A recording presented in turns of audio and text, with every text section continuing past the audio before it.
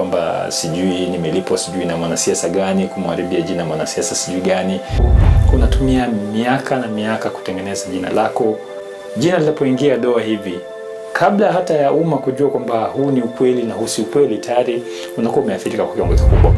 Salim Swaleh is among several suspects arrested in connection with a well-choreographed scheme to defraud foreigners. Said among those arrested are his director for press service, Salim Swaleh, in whose office the fraudsters were found with fake door switch name tags. From the newsroom to the courtroom, what happened to Salim Swaleh? A respected journalist ended up at the center of a scandal that shook the nation. He left newsroom for politics, climbing even higher until everything came crashing down. He was accused of fraud, abuse of office, and impersonation to obtain money by false pretense from foreigners. No one, not even Salim Swaleh, saw this coming. He was left jobless, his salary stopped instantly, and his position occupied. A man who came from a humble background, worked so hard to become a journalist, quickly rose through ranks of success, and finally lost everything. This is Freedom Amos. Stay tuned and remember to subscribe.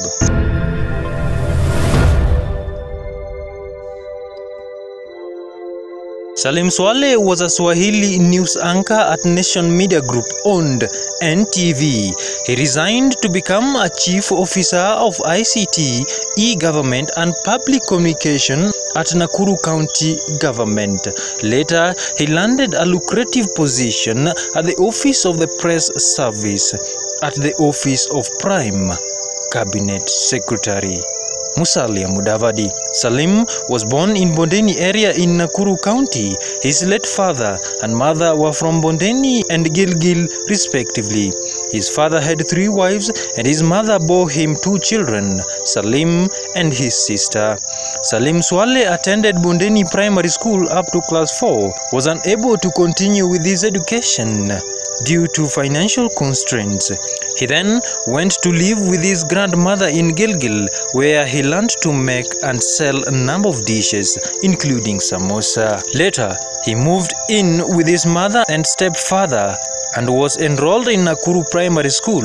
Because of his age and stature, he went directly to class 7 rather than beginning from class 4. He finally did his KCPE exam and scored 365 marks out of 500 and later got admitted at Minigai High School. In high school, Salim was a disciplined student whose leadership qualities led to his appointment as a deputy head boy while in Form 3. He also participated in extracurricular activity, thriving in drama and music festivals. Salim confessed that one problem he faced was mathematics, which he one time scored 0%. He scored a C+ in his KCSE exam, and while waiting for admission to college, he worked as an trained primary teacher in Eldoret. In college, Salim studied mass communication in Nakuru. From there, he worked at a local radio station without pay before getting his first job as a journalist in Nakuru. He worked for another radio station called Sauti ya Mwananchi, where he earned 8,000 Kenya shillings per month. While at the station, he got a chance to travel to Iran to work. While there, he continued pursuing a career in media. While still in Iran, Salim began learning Persian language as it is the major language used in the country. He got a chance to polish his skills as a media journalist and even enrolled for a degree in the country. When his first-born child started school, he realized it was time to come back home. Upon returning to Kenya, he secured a job with Citizen TV in 2016. He read the 7 p.m. Nipashe Jumapili news, which was previously read by Kansedena and Lulu Hassan. He did an amazing job and resigned after 2 years to join NTV. Rumors surrounded his resignation with some allegation he had been fired for receiving a bribe.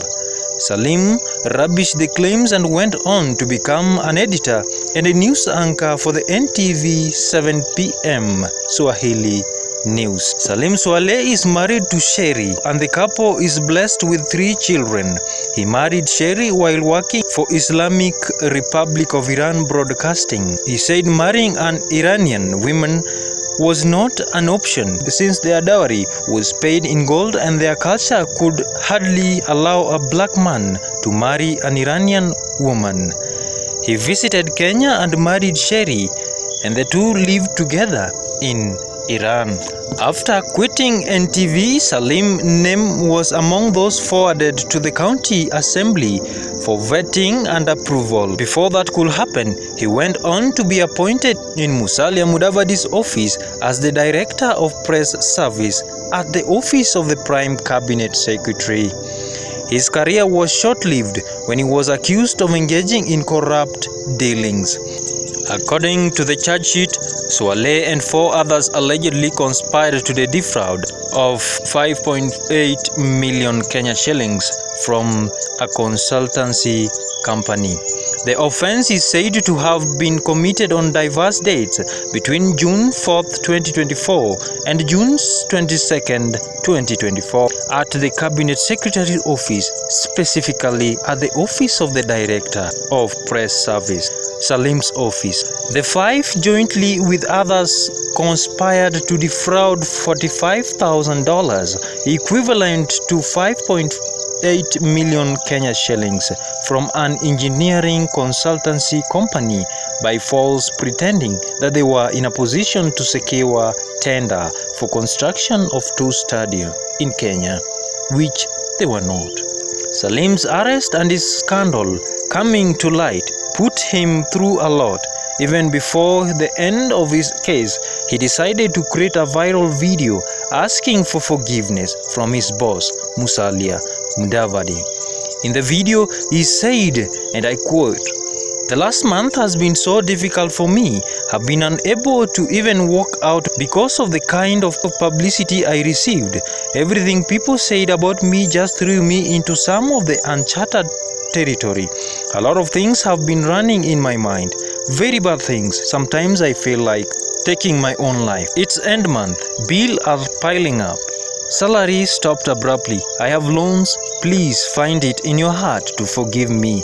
Secondly, please help end this so that I can pick up the small pieces left and see where I can begin. With the kind of a bad publicity I got, it is almost impossible to get another place to work. Please have mercy on me." The video went viral and the netizens gave their opinion. Musa Muse said, "It is very rare to hear Kenyans say I am sorry. It is assumed to be admitting wrongdoing. I am sure even Swaleh's lawyers are saying he is very silly because lawyers are liars.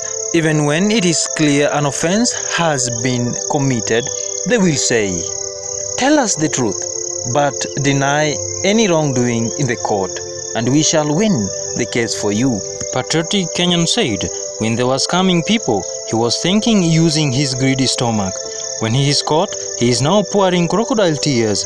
Anyway, should forgive him the way they forgave Oparanya. Texican Beast said, "If people can forgive looters and grabbers, why can't they forgive a simple, harmless human being like Salim? Even God forgives." Months after becoming jobless, Salim Swaleh posted this, "I miss putting on my suits and reporting to work every morning. Give me a job, guys." And he tagged Kenyan TV stations.